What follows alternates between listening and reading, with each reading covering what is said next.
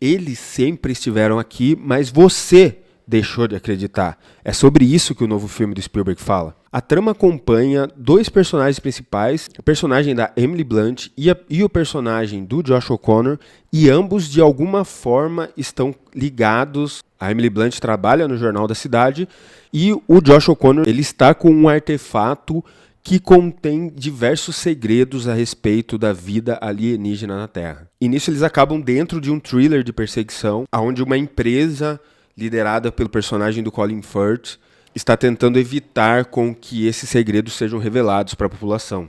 Partindo dessa sinopse, a gente já tem algumas coisas muito interessantes que fazem com que o Spielberg consiga trazer muito do traço, do estilo dele para esse filme. Eu enxergo muitas semelhanças nesse filme com o Guerra dos Mundos, nessa questão de perseguição, na forma como ele conduz a câmera de um jeito mais frenético, mas o Spielberg ele faz um frenesi muito bem calculado, assim, tem uns momentos de perseguição onde a câmera nunca para, mas ao mesmo tempo a forma como ele posiciona tudo deixa muito atrativo e ele nunca perde o controle do que ele está filmando. Ele não é aquele cara da câmera subjetiva que vai filmando tudo e meio que a gente acaba perdendo com a câmera na mão ali. Não, cada movimento ali é muito bem pensado para que a gente não perca o assunto principal, e tudo isso contribui para que o filme para que essas cenas de perseguição sejam agradáveis da gente ver e a gente se sinta muito imerso ali. Que o Spielberg, ele é um diretor que ele já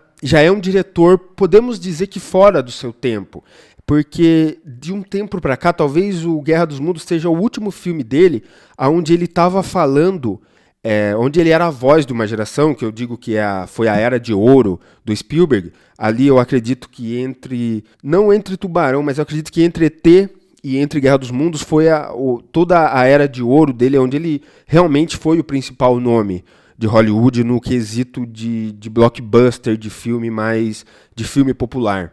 Só que se você reparar, de lá para cá, toda a cinematografia dele, ela se volta para o passado. Ele vai olhar para trás novamente para fazer a continuação do Indiana Jones. Aí ele faz dois filmes históricos onde ele se inspira muito mais em John Ford, e essa referência ela fica muito clara quando a gente assiste Fabelmans, que é o filme sobre ele. Então ele também está olhando para trás, falando do passado, da construção dos Estados Unidos enquanto nação. Depois ele volta para um filme como Jogador Número 1, onde ele basicamente está restaurando os anos 80 sob uma outra ótica, e eu acho que o que confirma isso é a produção do próprio Fabelmans.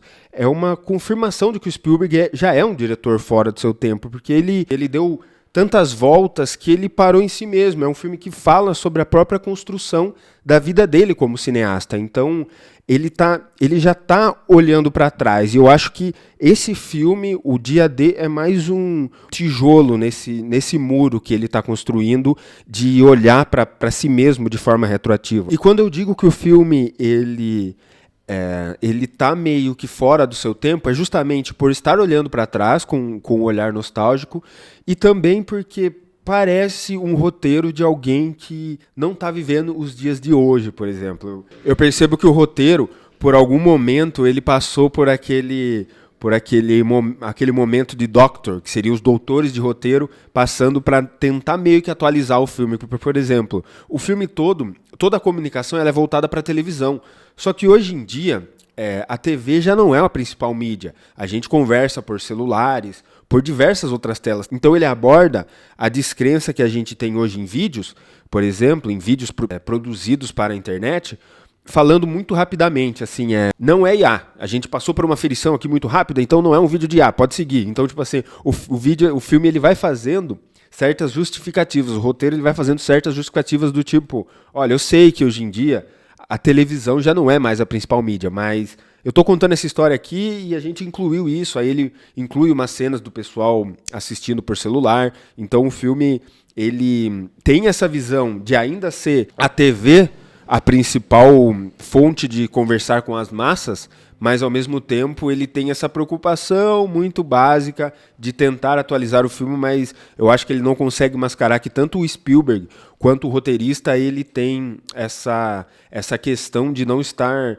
tão por dentro, de serem pessoas de de um outro momento produzindo um filme para a atualidade. Porque se a gente tinha o ET e o Contatos Imediatos ali no início da carreira dele, que eram filmes que abordavam a chegada dos ETs até a Terra, agora ele já faz um filme como Dia D, onde eles sempre tiveram aqui, e nós desconfiamos da existência deles, nós descredibilizamos as autoridades que esconderam de nós todo esse tempo a presença dos aliens. Então, ele está olhando para um outro momento do cinema e da humanidade. É um momento onde existe uma desconfiança maior, onde as pessoas não confiam com facilidade, onde as pessoas estão mais céticas a respeito de temas como esse, e até mesmo o cinema hoje preza muito mais por um realismo. E nessa ótica, o Dia D ele é um filme que mostra, então não é mais sobre a chegada dos ETs à Terra, sobre esse deslumbramento que a gente tem ao ver a chegada do ET. É mais uma questão de desconfiança, mas a gente não teve acesso a eles e foi nos negado a presença dos alienígenas. Então eu acho que também, falando desse ceticismo que a gente enfrenta hoje, a fé ela é um ponto crucial nesse filme, seja ela... Tanto que ela traz a personagem da namorada do protagonista para ser essa pessoa que está numa crise de fé e que não acredita na humanidade e que acredita que a gente não teria capacidade de lidar com alienígenas na Terra e que questionaria toda a nossa existência. Então é quase como se ela, dentro da fé dela, ela quisesse não saber, não olhar para esse tipo de conversa, porque as novas descobertas tirariam o peso de tudo o que a humanidade acredita. Esse roteirista, ele já tinha feito Guerra dos Mundos com Spielberg, ele trabalhou em diversos outros filmes, e ele também trabalhou na franquia entre Anjos e Demônios, que é o Código da Vinci, os filmes do Dan Brown. Eu não sei se ele é religioso, mas ele trouxe um pouco desse lado católico do filme, mesmo... Eu acho que isso vem mais do roteirista, porque o Spielberg ele não é católico, ele é um cineasta judeu, e o filme ele é um filme de fé com viés católico. Em algum momento me lembrou até alguns filmes do Shyamalan, como Sinais, por exemplo, que fala sobre a crise de fé que o personagem do Mel Gibson está passando.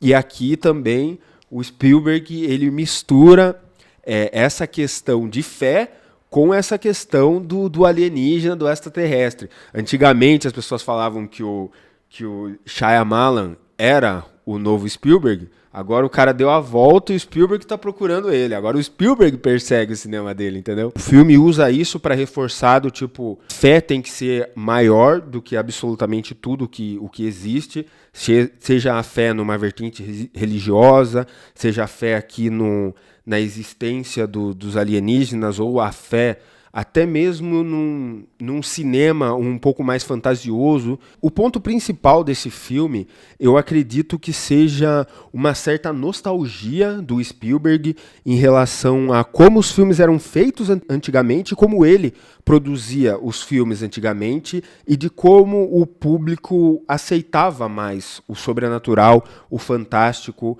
nos anos 80, na época de ouro dele, por assim dizer, onde o Spielberg ele quer desesperadamente que a gente resgate a nossa crença em um cinema mais fantasioso. Tem um clímax no filme que é muito interessante, que é onde eles entram numa casa e eles reconstroem uma casa. E aquela casa é como se o Spielberg dissesse, olha, essa casa aqui, que é literalmente construída dentro de um estúdio, não é um estúdio, é um galpão, mas a gente pressupõe que é um estúdio. Essa casa aqui é a nostalgia que eu estou te propondo de tudo que eu te fiz feliz nos anos 80 e 70, onde você tinha a capacidade de acreditar no fantasioso. Então você pode perceber que quando eles entram na casa, o clima do filme ele fica muito mais clean, a fotografia ela fica muito mais clássica, muito mais bonita, tem um deslumbramento ali em relação à casa. E aí entra na questão da gente hoje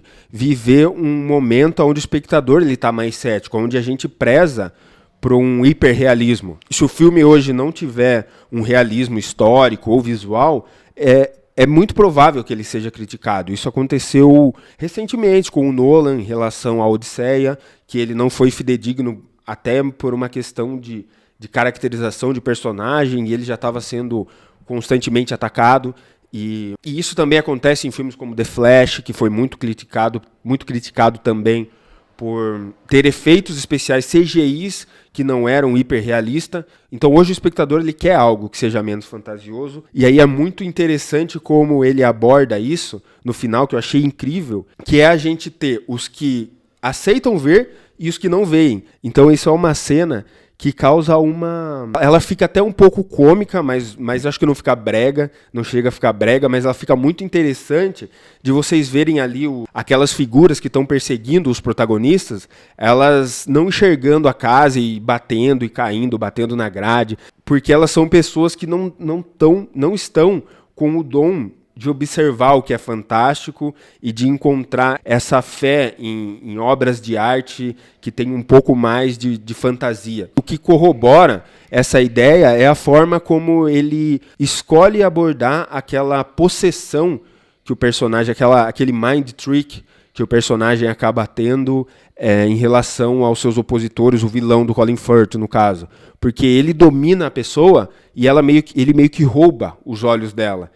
A pessoa passa a enxergar com os olhos do vilão. Então é como se ele estivesse roubando seus olhos e deixando você cético. E assim, o dom que a personagem da Emily Blunt recebeu no filme, ela é, de certa forma, um convite à nostalgia. Como se fosse um presente dos alienígenas para nós. Eles nos convidam a olhar o que tem de melhor pra gente. É um convite a lembrar dos nossos melhores sentimentos, das pessoas que nós mais amamos, dos melhores momentos que vivemos. Então é o cinema do Spielberg falando novamente sobre nostalgia e entregando isso como um presente para os seus personagens. E aí o momento em que eles entram na casa, realmente eu achei muito lindo, porque ele realmente sabe filmar ali o controle do ambiente, a forma como é fotografado ali, para tudo parecer clássico, muito belo. É um convite direto à infância. E a infância que, olhando para o lado cinematográfico, o Spielberg nos proporcionou. O filme dele conversou com uma geração de crianças no passado. E aí é curioso que eu não sei se o Spielberg ele tem uma questão meio que pessimista do mundo, mas hoje os alienígenas são mais humanos do que a gente, de certa forma, porque quando eles chegam na cidade, quando eles aterrissam aqui, a gente está se distratando, a gente não está olhando um para o outro, a gente está se perseguindo, se matando, e eles nos convidam a olhar para o que tem de bom dentro da gente. Vocês se tornaram pessoas tão ruins que eu tô chamando os aliens aqui para te lembrar que você tem que ser bom, sabe?